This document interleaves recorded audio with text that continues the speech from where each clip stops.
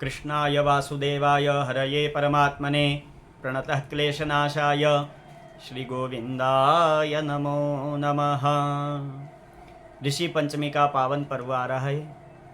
यह त्यौहार क्यों मनाया जाता है, किन के लिए विशेष लाभकारी है, इसका क्या फल है, किस दोष को निवारण करता है, यह सब बातें हम समझें। सर्वप्रथम इसकी छोटी सी कथा है, उसे श्रवण करें। भविष्य पुराण में इस व्रत का उल्लेख मिलता है, इसकी कथा भी प्राप्त होती है।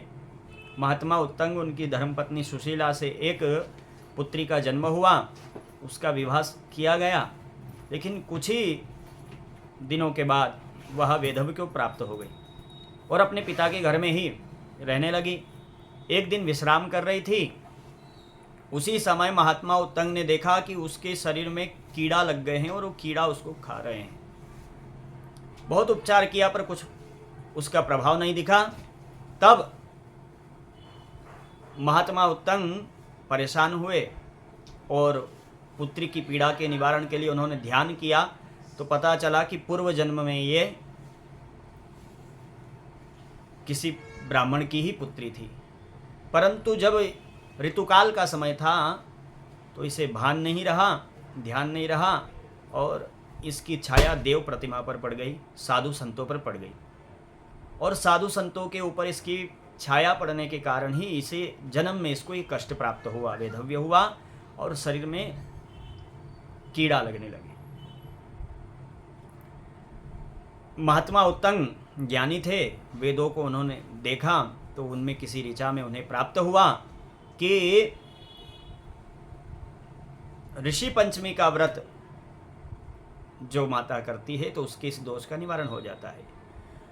अज्ञानता के कारण, जिसे पता नहीं था और ऋतुकाल में किसी संत के ऊपर, महात्मा के ऊपर, ब्राह्मण के ऊपर, देवता के ऊपर, पति के ऊपर छाया पड़ जाती है, तो उसका निवारण हो जाता है ऋषि पंचमी का व्रत करने से। इसलिए माताओं को इस व्रत का विशेष फल प्राप्त होता है।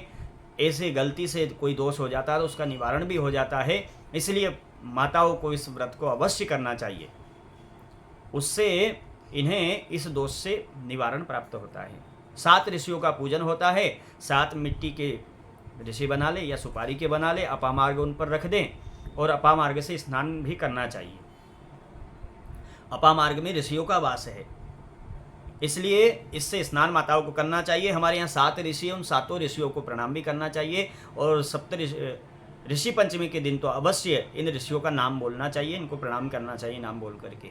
गौतम, भरद्वाज, विश्वामित्र, जमदग्नि, वशिष्ठ, कश्यप, अत्रि, ये 7 ऋषि है। और इन 7 ऋषियों को प्रणाम वंदन करके और किसी संत महात्मा का पूजन करना चाहिए, उन्हें दान दक्षिणा प्रदान करनी चाहिए।